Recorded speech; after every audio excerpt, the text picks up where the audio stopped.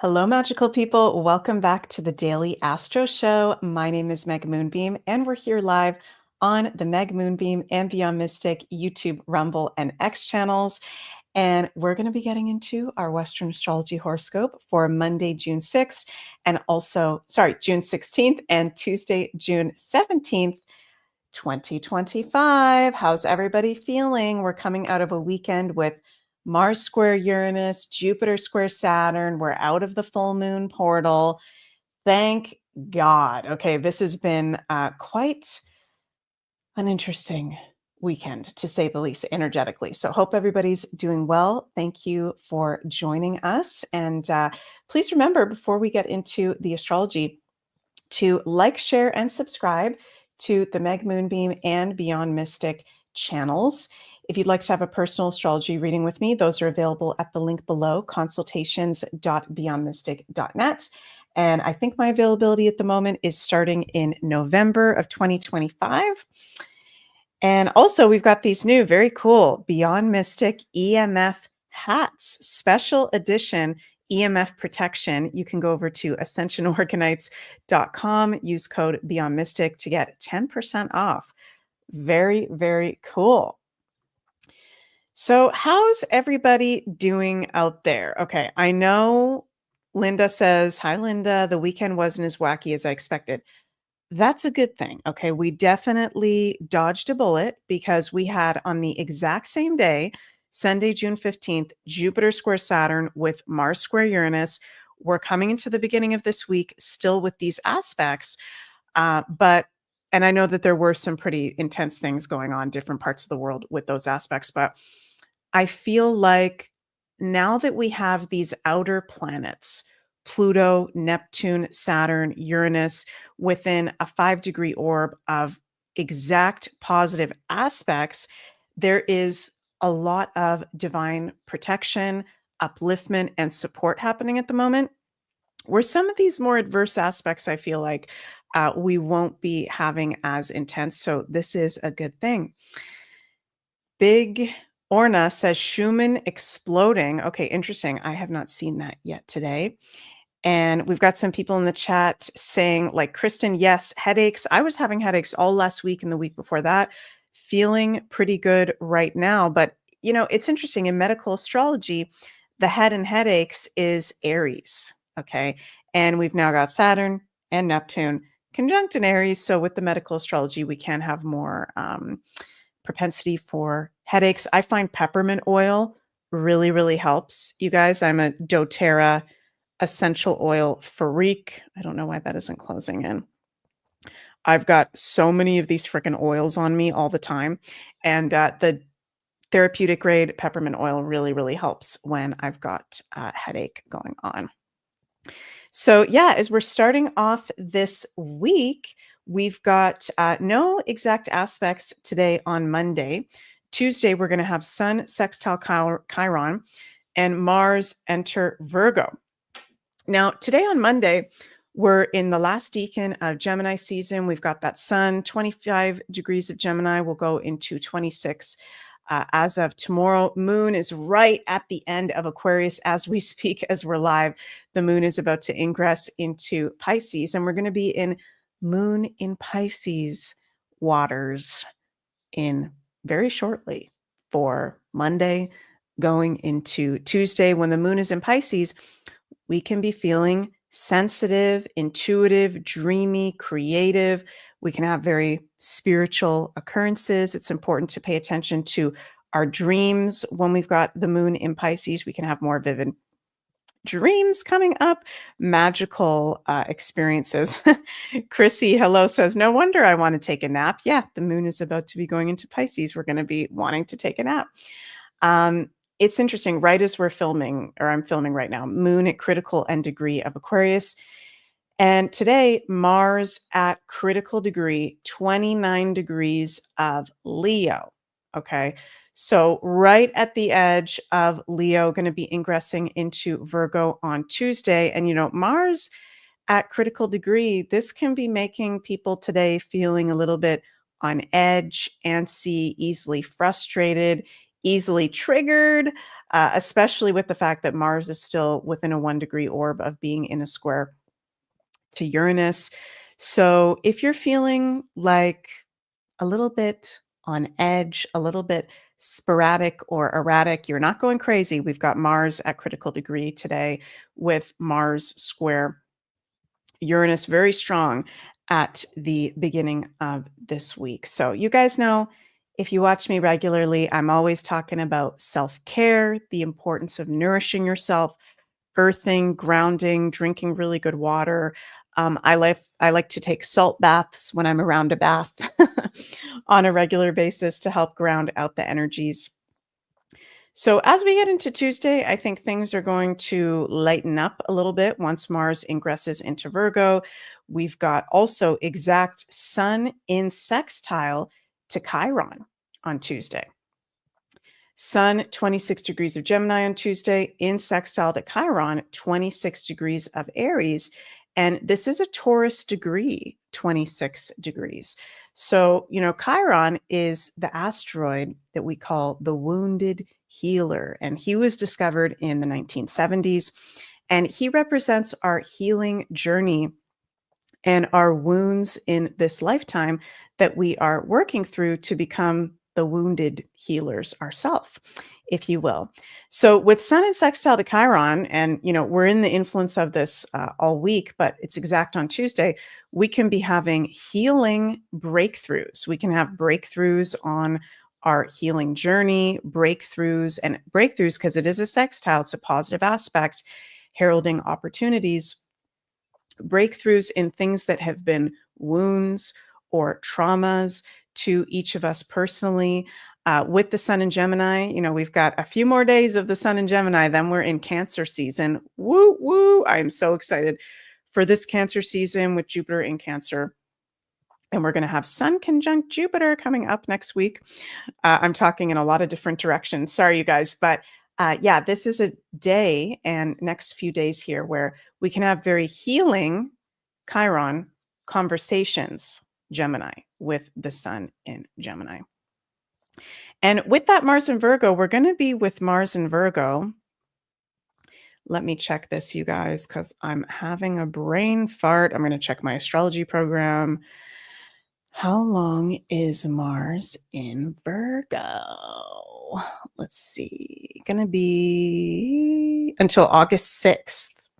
So Mars is in Virgo from tomorrow, Tuesday, June 17th, until August 6th.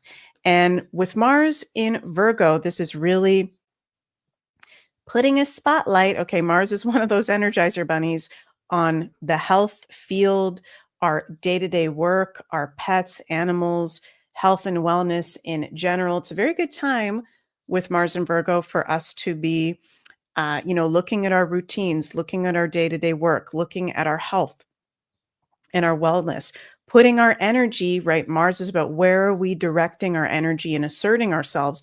How are we asserting ourselves and empowering ourselves, having to do with health?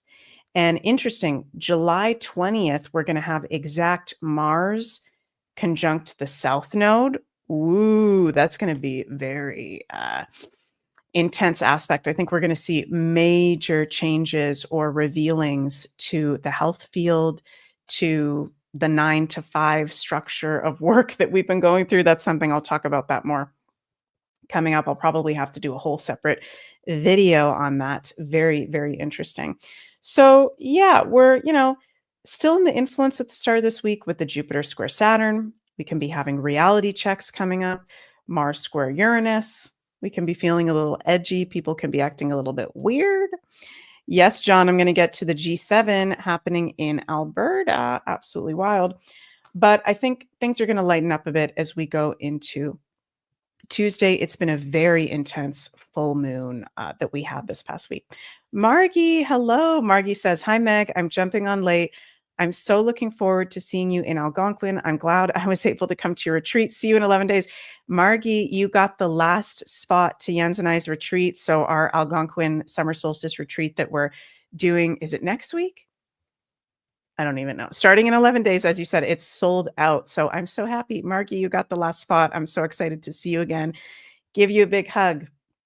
So, yeah, what else do I want to share? Before we get to the cards, I or sometimes you guys, by the way, sometimes I'm late going live, okay, is because I'm literally doing readings right before I go live. So I'm sorry that sometimes I'm like a little late going on, but I haven't seen yet the development of Donald Trump and Mark Carney together at the G7. I'm going to have to update myself with all these happening. So I haven't seen this yet, but let's take a little listen to, and I'm going to put this at double speed so it will go faster.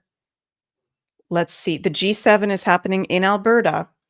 Breaking, Donald Trump set the tone and just humiliated Mark Carney at the G7. Okay, let's take a little listen, see what's going on. G7 is nothing without U.S. leadership, and your personal leadership of the United States, many issues, geopolitics, economic, technology, and working hand in hand with the United States, Canada, and the United States, and the other G7 partners with your leadership. I'm very much looking forward to the meeting. Grateful to have you. Very much, Mark. I appreciate it, and we've developed a very good relationship, and we're going to be talking about trade and many other things. And we have a whole group of people, some traders and some other people. I see my top economy people. Traders. But we have a very talented group of people, and you do too. And I know they work together very well. I look forward to that. The G7 used to be the G8. Barack Obama and a person named Trudeau didn't want to have Russia in. And I would say that was a mistake, because I think you wouldn't have a war right now if you had Russia in. And you wouldn't have a war right now if Trump. Okay, by the way, like Mark Carney just looks like such a weird, cringy freak. Just look at his body language. He looks like, what's that character from Simpsons, Mr. Burns? Like, could you get any weirder? Seriously. Trump were president 4 years ago. It didn't work out that way, but it used to be the G8, and now it's, I guess, what's that, 8 years ago, it switched over. They threw Russia out, which I claimed was a very big mistake, even though I wasn't in politics and I was very loud about it. It was a mistake in that you spend so much time talking about Russia, and he's no longer at the table, so it makes life more complicated, but wouldn't have had the war. Other than that, I think we're going to accomplish a lot, and I expect to, and I think our primary focus will be trade and trade with Canada, and I'm sure we can work something out. Yeah, Thank you very much. Yeah, so much. Thank you, Mr. President. President, adding up a deal with Canada. Say it. What is holding up a deal with Canada from your perspective? It's not so much holding up. I think we have different concepts. I have a tariff concept. Mark has a different concept, which is something that some people like. But we're going to see if we can get to the bottom of it today. I'm a tariff person. I've always been a tariff. It's simple. It's easy. It's precise. And it just goes very quickly. And I think Mark has a more complex idea, but also very good. So we're going to look at both, and we're going to see what we're going to come out with something. Hopefully, A deal is achievable within days, within weeks. Is there that kind of runway? yeah, it's achievable. Both parties have to agree. Yeah, sure. Mr. President, have you heard any signals or seen any messages from intermediaries that Iran wishes to de-escalate the conflict? And, it's painful for both parties, but I'd say Iran is. Should be the G8. I'm not saying he should at this point, because too much water's gone over the dam, maybe. But it was a big mistake. Obama didn't want him, and the head of your country, the proud head of your country, didn't want him. This was a big mistake. You wouldn't have that war. You know, you have your enemy at the table. Even I don't even consider him. He wasn't really an enemy at that time. There was no concept. If I were president, this war would have never happened. But likewise, if he were a member of what was called the G8 at that time, it was always the G8. You wouldn't have a war right now. Mark Carney just doesn't say it. He's just standing there, creepy. My God. We've always supported Israel. We have not at the G8. As I'm not a happy person. Okay, blah, blah, blah, blah, blah, blah, blah, blah, blah, blah, blah, blah, blah. Anyways, I'm going to keep up to date with the G7 because I do think there's going to be some very interesting developments. I was looking at the Astrology of Alberta a few weeks ago.